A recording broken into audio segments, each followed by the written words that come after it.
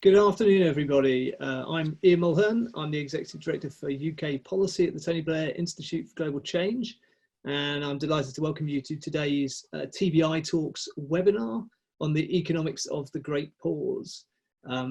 The short-term shock from the COVID shutdown to the economy is huge, as we all know, and many of you would have seen the Office of Budget Responsibilities assessment of a reduction in economic activity that we're currently experiencing.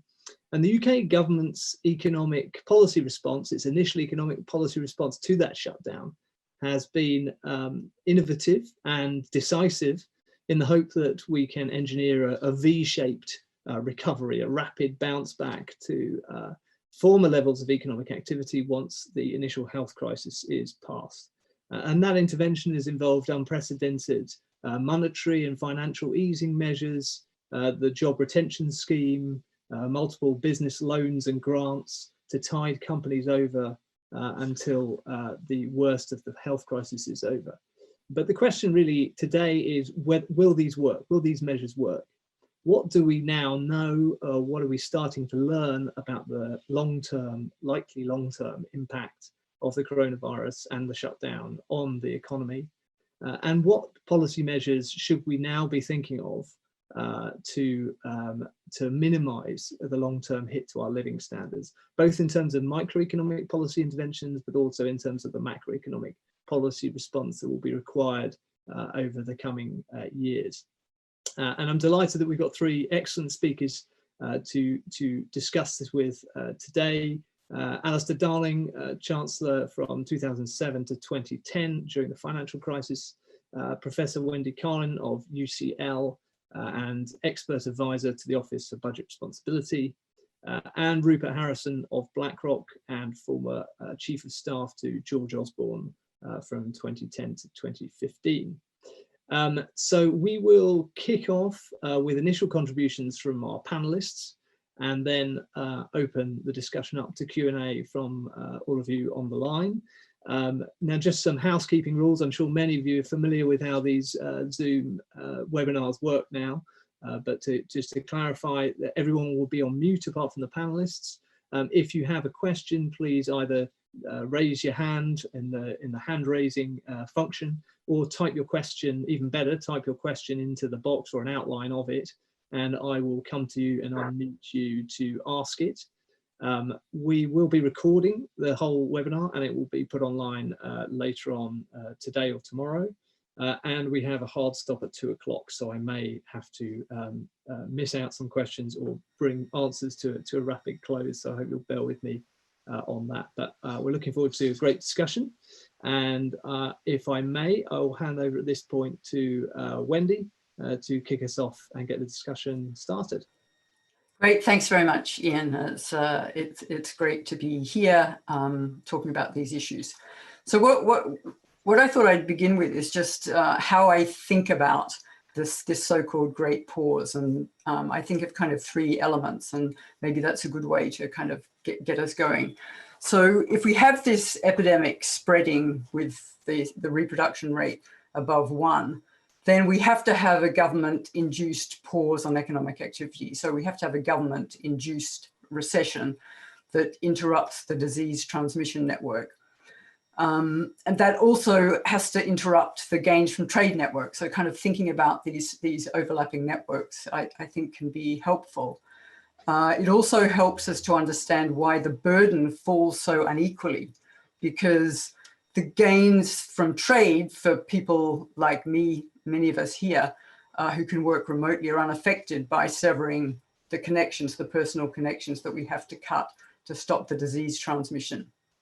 So that's kind of that's where we began. And then if we're trying to think about the length and depth of this government-induced recession, then I think it depends on the design and effectiveness of what we might call the government's pandemic resilience strategy, because that's the only way that we can get out of the lockdown phase.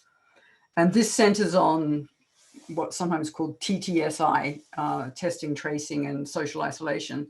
And what seems now to be emerging is that the cross-country variation in the size of initial recessions, just focusing on the high income countries, looks like it depends a lot on this. So on this pandemic resilience strategy.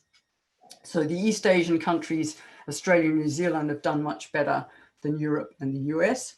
And the UK doesn't look terribly good on this. So that's the second, the determinants of the length and the speed, the length and the depth of the recession. Then the third is the speed of recovery from the induced recession and its ultimate cost. And that seems to depend on the willingness and the ability of the government to use its balance sheet as insurer of last resort to its citizens to sustain economic relationships and incomes in the recession that it necessarily had to bring about. So here, as Ian said in the introduction, the UK has done a lot. On the fiscal side, it's sort of come close. If you look at the various estimates from the OBR, the IMF, from Bloomberg and so on, comes close to filling the gap in income created by the recession. So this kind of is what lies behind the sort of bounce back scenarios that most forecasters have, at least as one of their scenarios. There's been good coordination of fiscal and monetary policy, a sensible approach to direct monetary financing. And of course, the debt burden will go up, just like in a war. This is a signal of good policy. The state is a shock absorber, and we should help to make sure this is well understood, because this is what we would expect and what, as I said, reflects good policy making.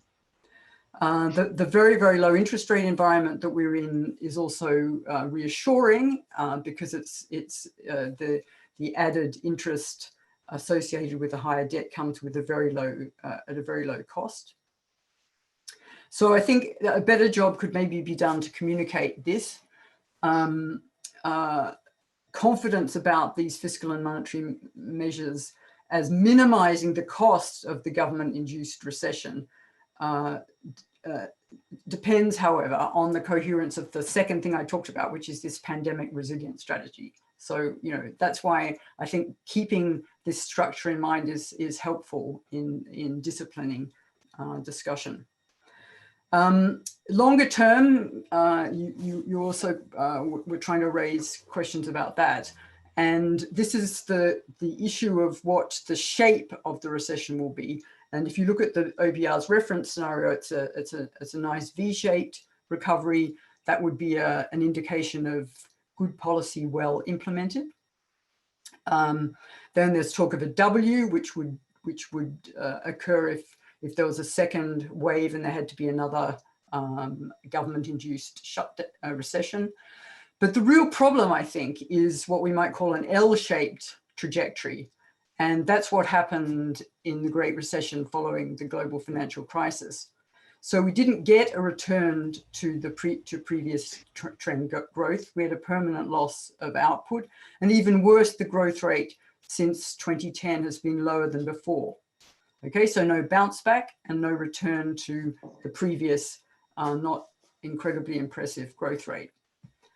So that really is asking the question, what are the lessons that we could take from that very different context? But, you know, there are sometimes we can learn by making comparisons.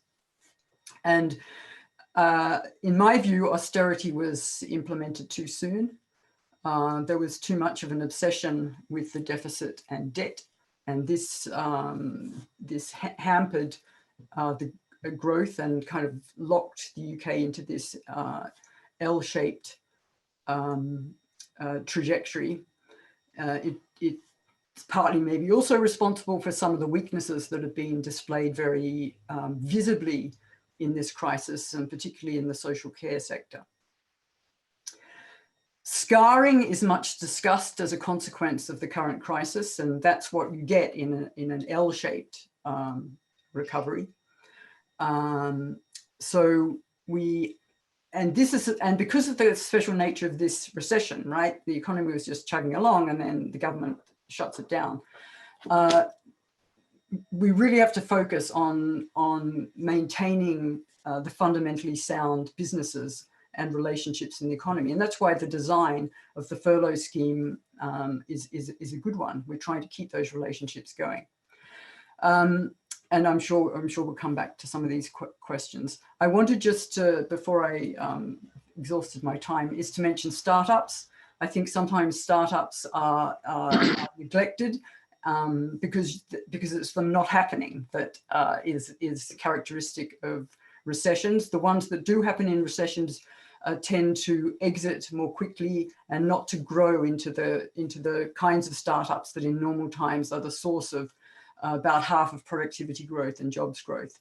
So really focusing attention on startups, I think, is and what can be done for them in this particular kind of crisis is something that we should be focusing on. That's great. Thanks, Wendy. And I mean, just at the end there, you mentioned helping businesses that are fundamentally sound. But I guess one of the questions that I suppose we'll get into, but I'd be interested to know your thoughts on is, how much of a problem do you think it is that we're perhaps changing our view about what the long-term shape of the economy is, and therefore what businesses are sound? Does that, I mean, how much of an issue is that? Yeah, no, I think that's something that makes this all the more complicated, and I actually see that as an opportunity as well. So I think that we can do things that help to shape the changes that we would want to see in the economy, and this particularly relates to the green transition. So that one of the big problems at the moment is the lack of certainty about what the economy is going to look like. But we know one thing for sure, which is that we have to be moving towards the zero net carbon economy. So for that particular future shape, we can, I think, help to guide investment and innovation decisions, both of existing firms and also of startups.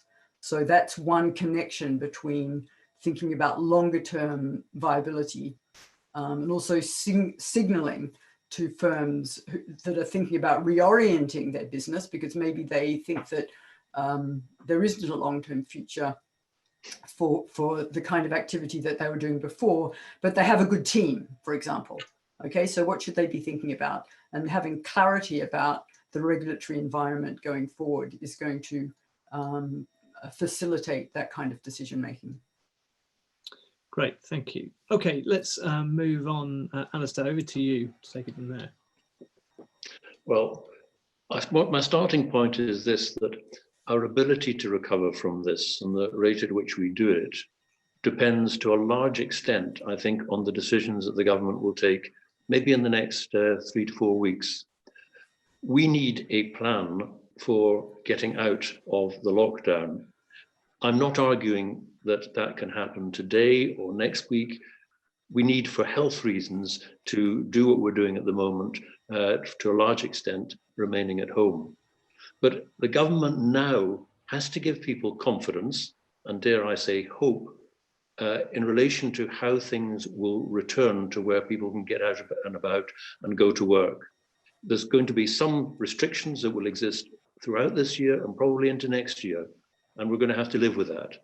But the refusal to engage in having a plan, I think, has been a big mistake.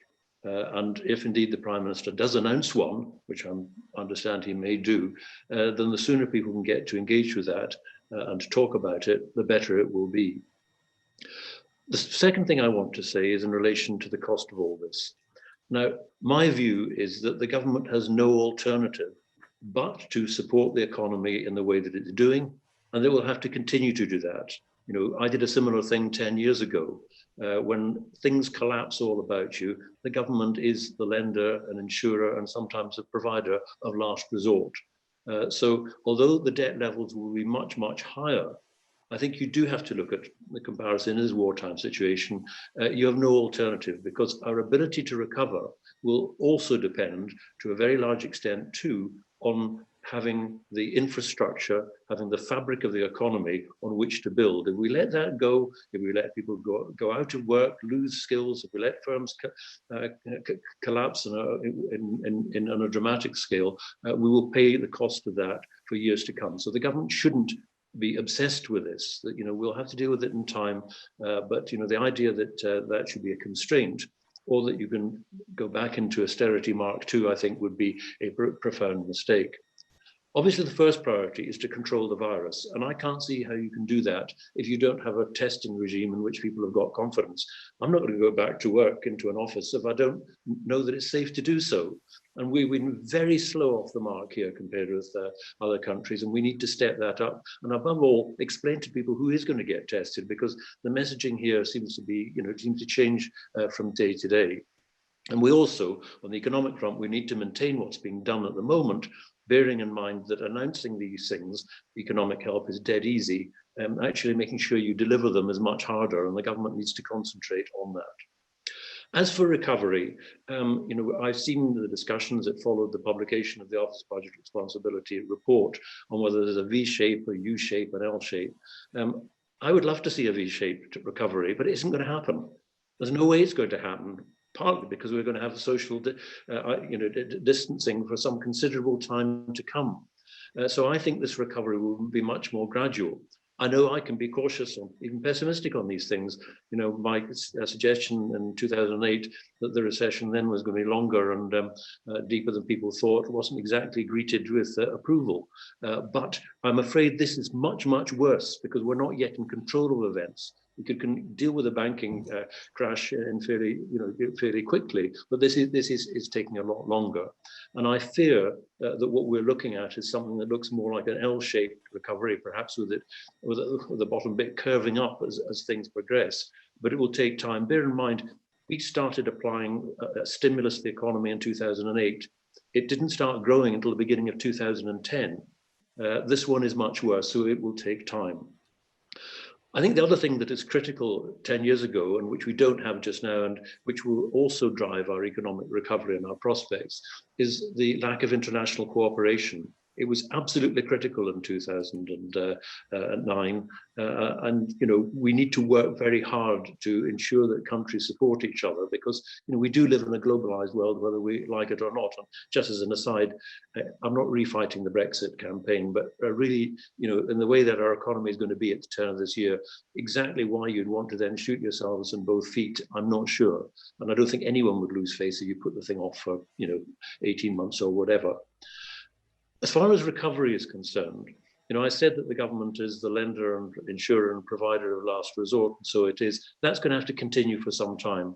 And the measures you actually implement, like if you did a temporary VAT reduction or whatever, that will depend on the circumstances. But the government's got to remain open to these suggestions, because my guess is the approach will need adapting, it'll need changing as things go on. I also think we need to do some thinking about what the world will look like in the future. And this is difficult because there are so many unknowns here. But I just mentioned one thing that I think we need to get right. And that is, we have relied in our economy for a long time now on people who are coming in and out of work, the gig economy, people who are working on low pay, for low wages, and who've got no financial resilience. If I might put a plug in for a research organization I chair, the Standard Life Foundation, it published findings today from a monthly tracking poll, which show that nearly 7 million people in this country see themselves as being having lost income and being in poor financial straits. And part of that is they don't have the resilience that they do have in other countries. So we've got to look at that. And of course, there's other issues we've got to look at too, in relation to what the economy is going to look like. We need to plan now, even though it may be some time before further policy actions are put in place. But we should be prepared for the long haul. The crucial thing, though, as I say, bear in mind, is we've got, before you can take any of these decisions, to make sure there's an economy there in the first place, that there are for businesses, that are people who are in work, and making sure that those people, especially on the low incomes, are being supported. The final thing I would say, also in relation to planning, is resilience. This pandemic has shown we didn't have resilience, crucially in the NHS, testing, the issue of protective equipment, masks and so on. There are times when it looks like we just didn't know what we were doing. We got into self-isolation far too late, in my view. So we need to look at the whole question of resilience. That's what governments are for. People expect governments to plan ahead. We won't always get it right. Governments do make mistakes, but we need to do that. And the last thing is, people are looking for a bit of hope just now. And if they want, and to get hope, you need confidence and you get leadership.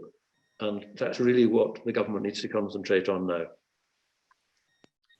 Thanks, Alistair. That's great. If I could just pick up, I mean, it's slightly off the strict question of the future, the long-term impact on the economy, but it touches on it. You mentioned there about resilience, and particularly about the resilience of, for example, the demand and expectations on public services after this will be that they should be improved, they should be better, that the safety net maybe needs to be looked at, and the kind of what's there to look after people when they get hit by a shock like this. But at the same time, we've got this potentially quite significant hit to the tax base that could go on for many years. So we have this sort of widening gulf between expectations of public spending, I sense, and the capacity of the state to fund it.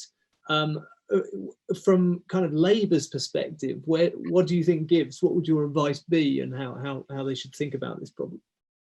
Well, the first thing is that if you don't have a functioning economy that generates tax revenues, you won't have the money to spend. Now, that'll take time to build that up, which is precisely why government borrows in order to, keep things going. It's a classic Keynesian response to these things. This time it's going to be a lot longer. Now, all these bills have to be paid at the end of the day. It's worth bearing in mind, I think the GDP debt ratio at the end of the Second World War was 270%. And we didn't actually get rid of it until probably the late 1970s. So, I think you have to take a long-term view there.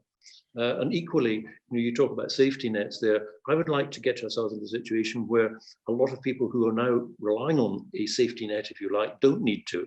It means that goods and services are going to cost more because you have to pay people, rather more than they're being paid at the moment. And equally, if we're going to be more resilient, it means we're going to have to do some things ourselves that for the last few years we've been getting from countries on other sides of the world. So there will be a cost there. But if I was in the Treasury now, or if I was advising the Labour Party now, or the government for that matter, I would say the key thing at the moment, as I said right at the start, the decisions we make in the next couple of weeks or so are going to be critical. How do we safely get out of this and get our economy moving again? That's what we should be concentrating on. I'm just a bit wary about people saying, well, what should we be doing? What should the economy look like in 5 or 10 years' time? We've got to get there first. Great. Okay, Rupert, over to you. Sure, thanks. Look, going third, there's a lot that I agree with, particularly about the analysis of what's going on. I just make 4 points. One is in the very short term, the path of the economy is going to be determined by what Alistair and Wendy were talking about in terms of how you manage exit from lockdown. And in a sense, the recovery, I think, even for the rest of this year, is not going to be determined by kind of conventional macroeconomics. It's not going to be about the scale of fiscal or monetary stimulus, because in a sense, we have got the kind of foot full down on the accelerator from the conventional policy point of view, but actually we've still got the foot full on the brake, and actually it's releasing the brake that is going to be more important in terms of the path of the economy, I think, for the rest of this year. Sadly on that, I think we should plan for the worst. I think that I sense, I share a lot of Alistair's frustration, and you can feel that out there, that people want to get back to normal. I think that it's going to take a very, very long time, and we have to be ready for this taking much longer than people expect. If you look into what is required in order to release economies while maintaining the spread of the disease within manageable limits, it's very difficult. I think we had some very concerning news from Germany, for example, where the German statisticians believe that even the release that they've already done in terms of letting people get back to work has already brought their R0 number up close to 1. And that is, I think, a very negative signal for us and other countries. But I think that is the only way to do this. So I think that there is a kind of understanding now that there's a certain number of conditions need to be in place. We need to get daily new infections down to a number that is manageable to do test and trace. You can't be having still 20,000 new infections a day and expect to control the spread of the disease through test and trace. There isn't going to be the capacity to do that in any country. So unfortunately, that means the longer lockdown, I think, than people expect, in order to get the level of infections, not detected, but true daily infections down to where you can do test and trace. Have that test and trace regime in place. I think the ONS survey that is being set up to kind of manage to sort of try and monitor R0 on a kind of real-time basis is going to be crucial. And we're therefore going to have these gradual loosening steps and in real time learning what that does to R0. And that learning process will be crucial. And if it turns out that actually we can't do very much without allowing R0 to get to 1 quite quickly, that's going to be very, very bad news. And we're going to have to think very carefully about what we do in that situation and how long we can manage this kind of lockdown. I mean, I have to say, I think this is the right approach, because I think probably the worst outcome from a economic situation, and happily probably also the worst outcome from a political situation, so I suspect the incentives are aligned, is a significant second wave. I think that would be really catastrophic for the economy, because a lot of firms that I think had held on through this initial episode would fold in a second wave. I think that banks would behave very, very differently in a second wave, because we would have to start to extrapolate this kind of going on for some time. And I think the incentive to just pull the plug and try and get assets back as quick as possible rather than suffer further losses would be overwhelming in the banking system, very difficult to counter. And also markets, I think, would extrapolate from a second wave very, very negatively, and you'd get all of that kind of market disruption, much, much worse, feeding through into the macro economy. So I do think that guiding the exit in terms of avoiding a second wave is both economically and politically the right thing to do. And I think therefore that is the kind of right frame for the medium term, or probably at least the rest of this year. In terms of I totally agree that the kind of very aggressive support that the government has come out with is absolutely right. I kind of was an early advocate of things like the furlough scheme. What we really, really needed, particularly early on, was buying ourselves the optionality to kind of return back to normal if that was going to be possible. And early on, there was still a chance that this would be a V-shaped recovery. It was worth throwing everything at that in order to buy ourselves that optionality, try and maintain the connections that Wendy was talking about, keep people in jobs, stop businesses from making difficult decisions to lay people off, stop businesses closing. And also the costs of this, to the extent that there are one-off costs in fiscal terms, one-off costs when you are able to borrow at negative real interest rates are not really a concern. I'll come on to the fiscal picture, but there is a distinction, I think, that, and the Treasury is rightly should be less worried about big one-off costs, which is what we hope a lot of this is, one-off grants, one-off furlough scheme. That's very, very different from a kind of recurring cost, which is going to be both kind of practically and politically difficult to remove in future. So therefore, I think err on the side of the Treasury have been right to err on the side of kind of doing too much in terms of big one-off costs. There is the difficult question is going to arise gradually of how to exit from these things. I think we're already seeing actually some calibration going on. We've seen interesting, the airline industry is a classic case. We're already seeing airlines take difficult decisions to make permanent reductions in their size and sadly, reduce jobs. And that is probably, frankly, sad, but necessary. I don't think it should be, for example, a goal of government policy right now to preserve the size of the airline sector as it is, until we decide at some point down the line, okay, now we'll release support and let the airline sector, shrink to whatever its sustainable size is going to be. I think it probably is quite sensible now. We need to start making that adjustment.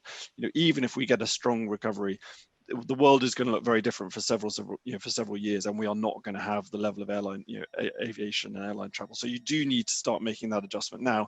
Of course, the support needs to be in place from a macroeconomic and an individual point of view to deal with that, but we can't seek to preserve all parts of the economy kind of frozen in aspect now. We do need to start thinking about how we manage transition to a different kind of economy, and sadly that is going to mean some very difficult things in a lot of sectors.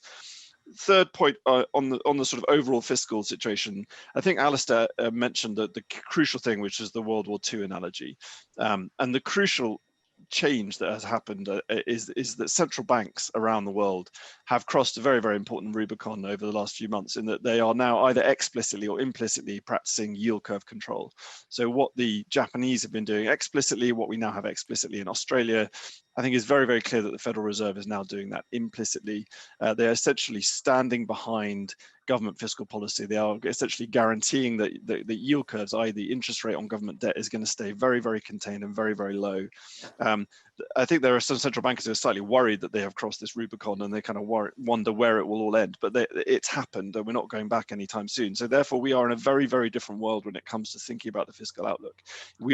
This is what happened in the exit from World War II. We did have central banks explicitly standing behind fiscal authorities, and I think we are now going to be in that situation for some time. So we can think differently about, there is just a higher level of debt that is sustainable in an environment where central banks are anchoring yield curves really for the foreseeable future.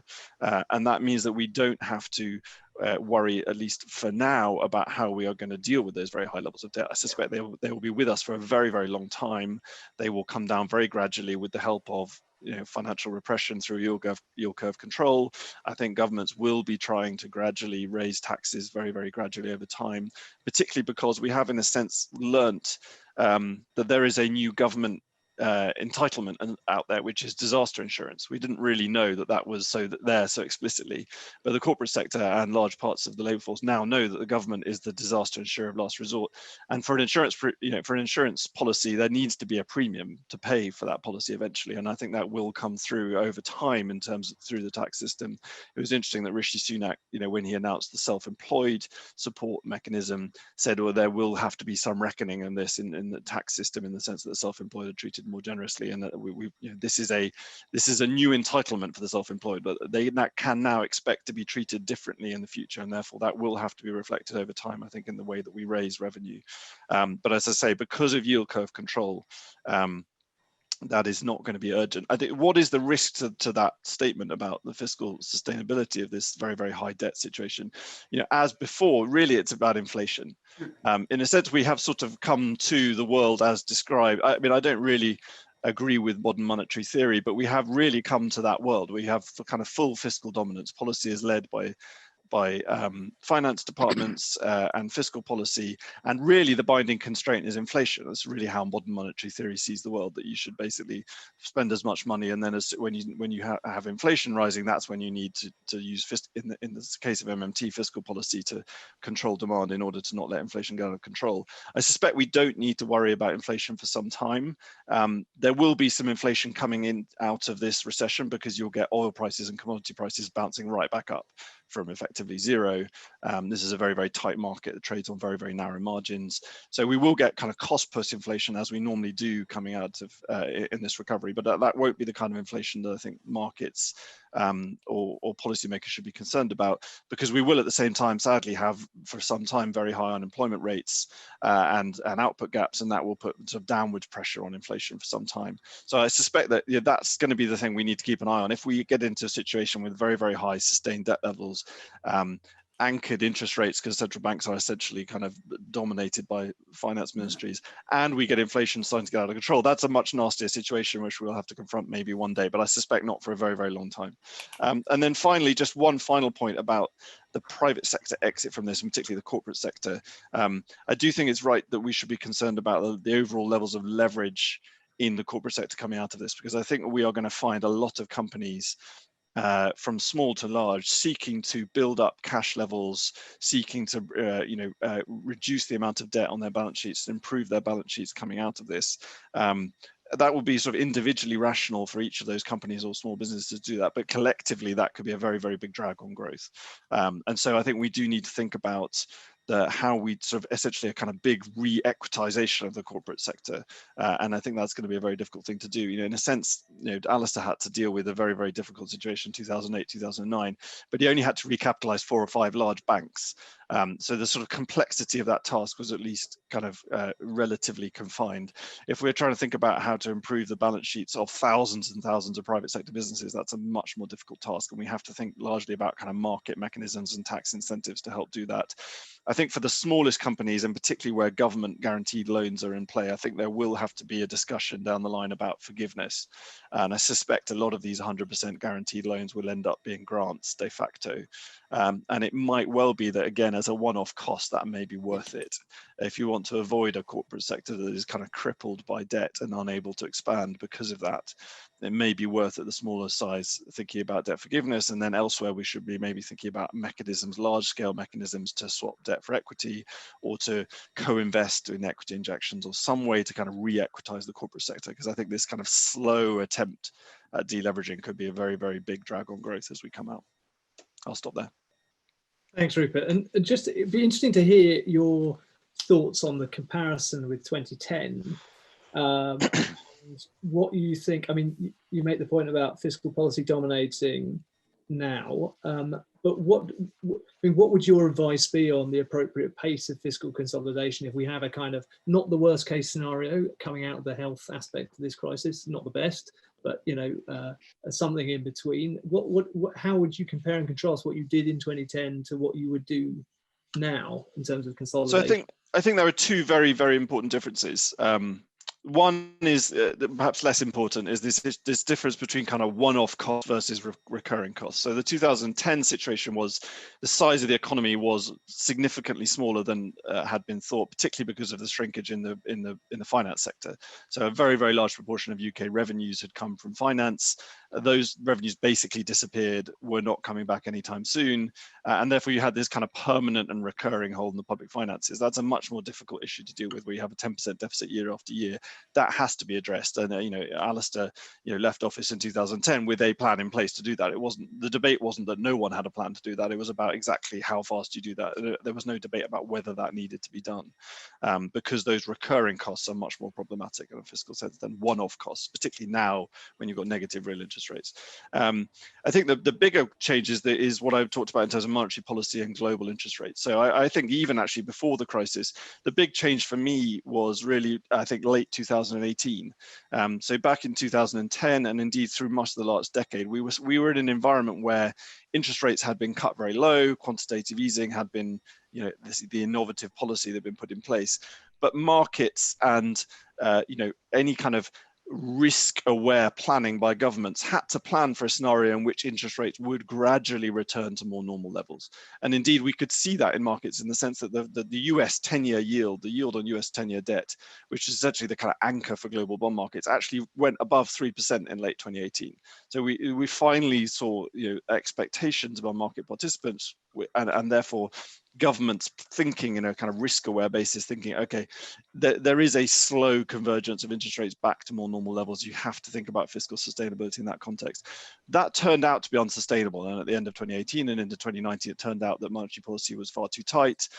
The Federal Reserve did a massive turnaround. The yield onto US 10-year debt fell down to 1.5%.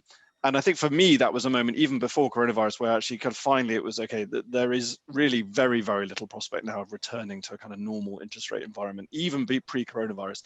Now with this shock, the impact on demand globally, the impact on indebtedness around the world, and the fact that central banks have now moved in and effectively are now standing behind fiscal authorities with yield curve control, we are in a totally different world to 2010.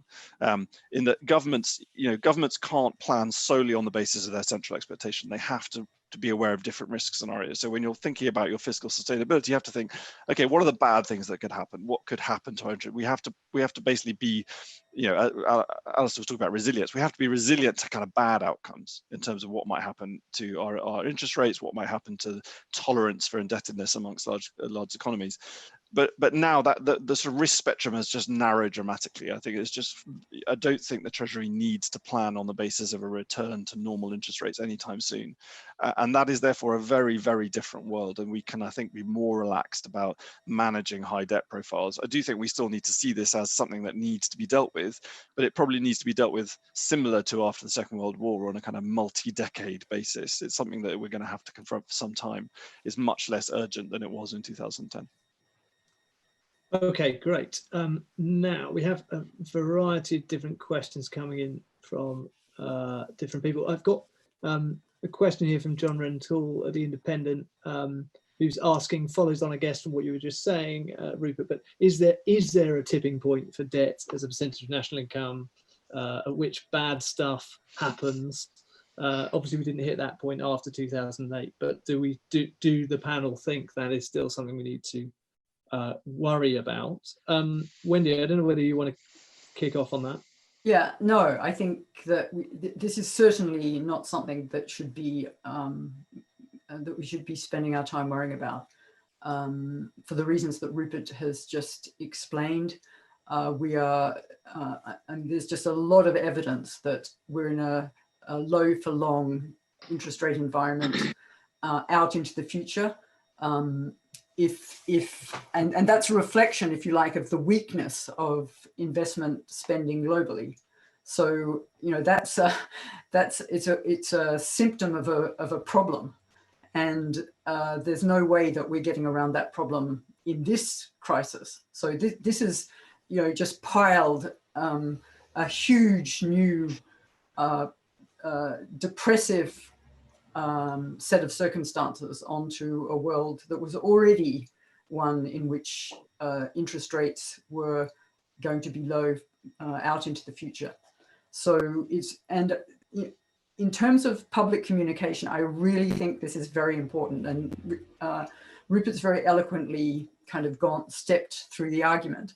And I think that stepping through the argument has not taken place with a broader public, and that's really a problem for good policy making, and bringing people along with the strategy that needs to be implemented as we go forward. So it's a great thing that fiscal and monetary policy are working together in the circumstances that we face. It was also very important to separate the roles of fiscal and monetary policy under different circumstances. So that balance between fiscal and monetary policy really is contingent on the state of the economy. And for, sometimes kind of very simple mantras just keep getting repeated. And that's definitely interfering, I think, with a good understanding of the role of policy at present. And just to kind of finish it up with the inflation, the usual inflation point, which is, you still see repeated frequently that the two things, the expansion of public debt and the expansion of central bank balance sheets, is bound to cause inflation. And this is simply not true. And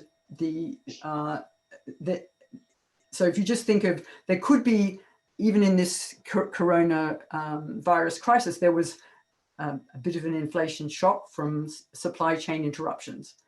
There's no way of transmitting that through into rising inflation, given the depressed state of the labor market that's going to be with us for a very long time. And understanding how inflation gets transmitted through the economy is really crucial, and somehow getting away from this idea that the big central bank balance sheets, big government debt is going to cause inflation. That's not helpful. Ian, can I just jump in there quickly? I totally agree with that. I think it's something also that we need to be very aware of the value of our institutions in that framework. So one of the reasons why the UK can get away with this now is because the world has an enormous amount of faith in our monetary and fiscal institutions, and particularly in the central bank, and the fact that they are not going to kind of basically print money and finance the government indefinitely, and particularly that they won't do that if inflation is getting out of control. I agree, it's very, very unlikely that inflation would get out of control, but the problem is if you lose the trust in your institutions, you can flip into being like an emerging market country. So the problem, if you're South Africa at the moment, or Turkey or Argentina, the problem is markets don't trust your institutions. And if they think that you are effectively going to start monetizing government debt, your currency will start to fall. That will drive up inflation, which will make markets even more concerned. And that's when you get into a kind of death spiral and you end up going to the IMF and defaulting on your debt. And it's the only thing that is keeping us from that is the trust and faith of the world in our institutions. And therefore, I think it's very, I know that something that UK policymakers are very worried about is the sort of extrapolation. Well, if we can do this in this crisis, why can't we just print money all the time to fund all the wonderful things that we want to spend money on? And that is exactly the kind of policy mix that would start to undermine faith in our institutions. Then that's when we actually wouldn't have the luxury of doing what we can do now. Yeah, I think that's absolutely right. And I think that also helps to underline why I don't think interpreting the way that fiscal and monetary policy are working together as MMT is a good way of interpreting it. Because, no, I mean, I was just saying that the constraint in a sense is inflation. That was the kind of parallel I was making. Sure. But I think you made the more important point that the balance of policy has to be state dependent. It has to depend on what situation the economy is in. And there are really good reasons for the fact that we don't normally think of monetary policy as directly financing government expenditure. So, we don't want to go too far, if you know what I mean. So So MMT, there's some of it's right, but I don't think it's a good general framework for thinking about the relationship between the fiscal and the monetary policy maker. Agreed. Okay, great. Let's move on to Heather Grab. Heather has a question on the possibilities of the crisis for dealing with things like accelerating the climate transition. Heather, do you want to come in there? Yes, thanks. It's especially the way that economic paradigms are changing. And so the political economy of climate transition is changing as well. And so I just really wanted to get your views on what new possibilities this crisis has opened up for financing climate transition and sending the right signals for behavioral change among companies as well as among consumers that Wendy mentioned earlier is really essential. I mean, a couple of things you've mentioned are perhaps changing away from austerity in a big way and to the idea that public finance, debt finance, is acceptable on a much larger scale. And so could that be used, for example, to have a much faster transition to energy efficiency through insulating housing, etc. And the other one is tax. Does it open up new possibilities, given that all governments are looking for new sources of revenue?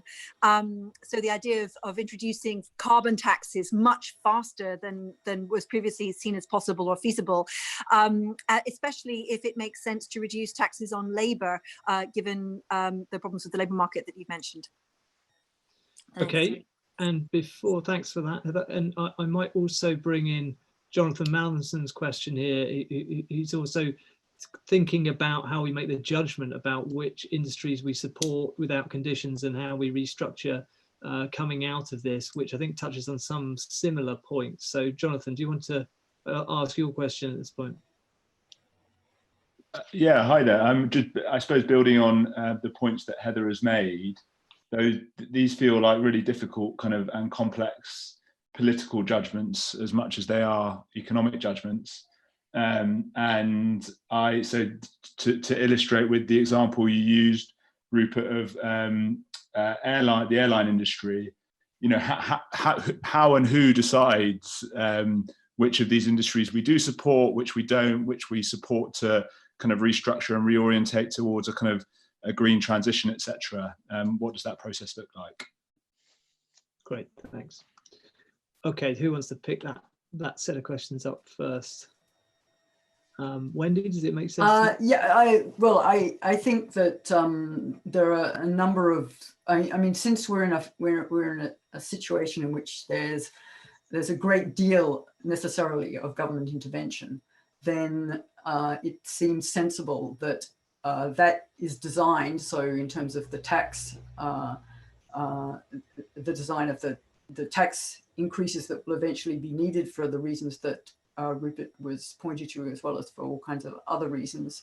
The design of QE, so the way that QE can be designed to be more supportive of green, of zero carbon outcomes, and policies for jobs. So the home insulation is one that people often mention, that is a way of activating people who may lose jobs elsewhere in the economy. So I think it's a matter of putting in place the framework that's going to have to be there in the future, and using that as a way of helping individuals and businesses and banks to make decisions themselves. So rather than kind of picking winners, if you like, or say picking the airline industry, you make it clear the way the airline industry is going to have to be out into the future, and that will almost certainly, under the current circumstances, bring forward adjustments that would have happened much later had the coronavirus coronavirus crisis not occurred. So Rupert, do you want either of you want to come in on that question, the set of questions? Alistair, I've got some thoughts. I think that I go partly on the climate change point and the sort of net zero transition. My first point would be to go back to the previous discussion. Say I think that the sort of temptation to extrapolate from the fact that we've been able to deploy massive resources through borrowing to deal with this current crisis, therefore we must be able to automatically do the same for climate transition, is tempting, but I think dangerous. I think if we basically say there's no budget constraint on government anymore and we can spend whatever we like because the Bank of England will finance it, that is gradually inching down a slippery slope which ends very, very badly. So I think we need to maintain a sort of overall framework that, as I say, maintains kind of faith in our institutions, and that we are not going to start trying to get a free lunch on every spending priority. But Rupert, is there can I just come in on that? I mean, there's a naive version of it, which I think you're right on, that you can't just hang loads of bring in your hobby horses and let's pay for everything. But there's a smarter version, which is kind of what Wendy was touching on, which is that the shape of the economy is going to change. Yes. We're going to maximise our living standards. We need to encourage that transition. Is there with a Treasury perspective on aspects? No. So what I was coming on to is that there are things that we should do. We clearly need to make this transition, and it's it's an emergency on a longer timescale, but it's still something we need to do. And this is an opportunity. So I totally agree with, if we are going to have to, I think, raise taxes at some point in the future, trying to do that in a way that is taxing carbon largely and trying to kind of, iron out the kind of lumpy incentives that we have in our economy in that space would be a good thing to do. Also, we are going to be struggling with high unemployment for quite some time. So I think we are still going to have broadly supportive fiscal policy for some time, and therefore the government is planning to spend a lot of money on infrastructure anyway. Great thing about a lot of infrastructure is that you can build it outside. I only say that slightly flippantly. I think we are going to have to start differentiating between different activities. We are not going to be putting people who are unemployed into kind of packed classrooms to learn things in classrooms, because no one's going to be doing that for quite some time. Whereas, investing in things where people can be outside building, high-speed rail or, it's only slightly flippant, but we do need to think about kind of activities that actually can be successfully financed by governments. In terms of how we support which industries, I think as far as possible we should try and have the government standing behind the economy, but allowing the market to decide which industries are going to have to adjust by how much, because I don't think government should be getting into that. I think that they will have to make some decisions. So inevitably, when we come out of the furlough scheme gradually, I think that may end up having to be sort of different for different industries, because if government is enforcing a shutdown of a certain sector for longer than another sector, it stands to reason that it should stand behind that sector for longer, as long as there is some prospect of it returning to something like normal activity further down the line, perhaps post a vaccine or something like that. But I think that the airline is a good example. The airlines are making these decisions by themselves under pressure from creditors and equity owners, and management are making those decisions, and banks are making decisions with them about what they're willing to lend to. Same thing is happening in the retail sector. There was a huge transition happening in retail anyway. As far as possible, those decisions should be made in the normal way. With the government, I think it would be a risk if government became the kind of arbiter of who can continue as before and who has to make changes. I would agree with that, but I think what the government could usefully do, though, is to start looking at what we need to do if we are going to become carbon neutral by 2050 or 2040, because I've never seen anybody ever spell out what exactly we need to do. And having worked out what you need to do, then you adjust your policy, and part of it will be tax incentives, my guess is. Part of it will be the need to retrain people, to refocus what they do. And as Rupert had just said quite rightly, unfortunately, there will be high levels of unemployment as we come out of this, and the government will have to intervene. And the question will be, well, what should we be directing people to do? But again, we need to be planning for that in a way that, frankly, we haven't been doing if we're going to have any chance to get the long-term recovery. And now, just going back to the John Rentoul's question, I'll just add this, that whilst I agree with Wendy and Rupert that as far as we are concerned, and countries like ours, people don't doubt our creditworthiness, and they see we're doing this for a very important purpose of getting through this crisis. I do worry about the fact that an awful lot of countries in the world are heavily indebted already, are not regarded as being particularly creditworthy, and they are going to be in real problems unless lack of willingness at an international level to, for example, give the IMF more firepower it will have to be debt forgiveness, my guess is, because otherwise we're going to have another problem. It isn't just a moral question, it's an economic problem.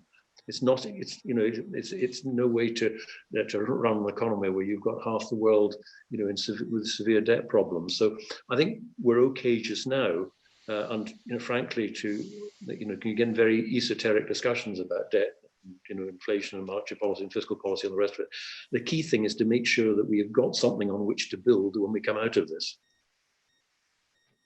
Okay, great. Now we are running out of time, so I will go first to Francis Coppola, who's got some questions about the microeconomic policy response in the labour market. Then I'll come to Matt Ford, who's got a question about what the impact of this is on politics.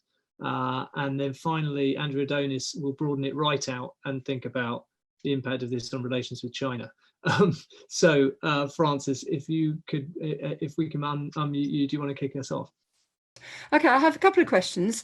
The first is at the Economist briefing at the National Institute yesterday, they had a fairly strong call for sizable government investment projects coming out of this, both at national and at regional level, on the grounds that fiscal multipliers would be very large. They said they were quite large after the financial crisis, but they would be much larger this time. Therefore, it was a good use of public funds. I wondered what the panelists thought about that. And my second question is kind of related to that, because there's been we are obviously going to have high unemployment for quite a long time, but we also have job shortages in critical areas, labour shortages in critical areas, and also potentially if we have big investment projects, we'll need to staff them. Is there a case for a government job guarantee scheme? Okay, great, thanks. And then quickly to Matt, do you want to ask your question, Matt? Thank you. Hello, everyone. I just wondered what your thoughts would be on how the post-crisis politics will differ from those after the financial crash. For instance, do you think the Conservatives would now be happy to live with high levels of public borrowing, and how high is high? Okay, great. And finally, Andrew Adonis. Very simple. Where do we go with China after this? Great, thank you. So we've got each of you have about a minute and a half. Wendy, can I start with you? Multipliers are high, yes. So it's very short and sweet indeed. So it's good to be, it's a good time to be doing projects with a very high social return. And especially, as was mentioned earlier, to the extent they're outdoors and they are climate friendly. So yes, indeed. Job guarantee scheme, I think it's definitely something that is worth considering under these particular circumstances. So on both of those, I would suggest we should be thinking in that direction. Okay, great. Alistair, what about your thoughts? Right, well, do them in reverse order. Andrew's point about China, China is a very big economy. We have to deal with China. All I would say is we just have to understand what they see as their interests, and we need to respond accordingly, but we need to engage. I think as far as Matt's question is concerned, will politics change? Well, at least now we've got a competent and functioning opposition, so that might just help try and shape a debate, something we haven't had for far too long. I think any government, regardless of its political colour, in the light of what's happening just now, would have to adopt a policy of supporting the economy in the way that we did 10 years ago. Of course, that won't endure, because there will people who come back and say it's the wrong thing to do, and that we should be going back to where we were, austerity Mark 2. Of course, there'll be people like that. I'm not qualified to tell you what's going to happen within the Conservative Party, but my guess is the Prime Minister is more of a Keynesian today than he might have been 3 or 4 months ago. In relation to Francis's point, I very much agree that local infrastructure investment by the government is important, and is actually more productive. I mean, my at risk of falling out with Andrew, and happily he can't come back at me just now, is I've always thought that HS2 was a mistake, and you'd be far better spending the money on smaller transport schemes, particularly outside the southeast of England, because that's what's so desperately needed, and you can get them going quickly. and they employ people, and add to our long-term prosperity. There's not just transport and broadband capacity and the rest of it. So yes, I'm in favour of that. And then job guarantee schemes. Well, it may well come to that. I just repeat the point that what's needed now is some leadership. What's needed now is a plan, not just for the immediate future, but the fact the world will be changing, but there are opportunities here. And the ones that will get the prizes are the ones who think about it now. Hey, Rupert, find it to you. So very quickly, yes, public investment schemes. I mean, I suspect that the constraint on that is going to be the capacity to plan, manage and implement them, because the government already has a pretty ambitious agenda of scaling up public sector spending in that space. So I think, yes, but we should do some investment now in terms of the capacity of that sector, in terms of construction planning, and have a long-term plan in that space. Job guarantee schemes, I mean, whatever works. I think with high unemployment in recessions, you need active labour market policies, whether that is job subsidies or training or whatever works. We have a sort of history of doing these things. Some of them work better than others. I think we should be trying it all effectively, and I'm sure the Treasury will be. Post-crash politics, look, I think there will be some Conservatives who will worry about public sector debt, but I think the argument we were talking earlier about how this is a very different world will temper some of the so they will live with it. I certainly agree that Boris Johnson has no appetite for a kind of big austerity program, and I think that we will be dealing with very high debt and gradually trying to keep it under control, but with no urgency, because of the totally different environment we find ourselves in, as we discussed earlier. I think a very interesting question for Labour Party politics is Keir Starmer. I think there'll be a lot of pressure on the Labour leadership to sort of go for the if we did this for the crisis, why can't we do it for everything else approach, basically the sort of free money approach, or the Bank of England can print money for everything. I think that if Labour policy kind of veers into that space, I think there's a risk of a sort of severe loss of credibility there. So hopefully he won't. And then finally with China, there's going to be a massive issue. It was already going to be a massive issue for the next decade. UK policy, we won't be setting UK policy towards China in a vacuum. There is going to be a massive escalation of tensions between the US and China over the next few years. It's already happening. This crisis has only inflamed it further. The US election is going to be dominated by China. Almost whoever is president, the kind of shift in mood within the US, and particularly in Congress towards China, means that we are going to be sort of caught in the middle of a very vicious sort of multi-dimensional rivalry between the two countries. Maybe if Joe Biden wins the election, there might be slightly less intense, but I think the congressional pressure will be the same, and therefore the UK, I think, needs to sort of strike a very, very difficult balance of not being entirely slavishly following a kind of aggressive US commercial and security policy, while at the same time clearly confronting China on some pretty unacceptable behaviours in a whole range of areas. Probably not the ideal time to be diverging from your European colleagues on some of these matters. But anyway, that's another topic for another day. Look, thanks to all our panelists. It's been a fantastic discussion, and I think we've covered a huge amount of ground, and that could have made 5 or 6 webinars, but we will be doing further topics in the future. So do come back and join us for those. Thanks again to our panelists, and I hope you all have a good day. Bye-bye.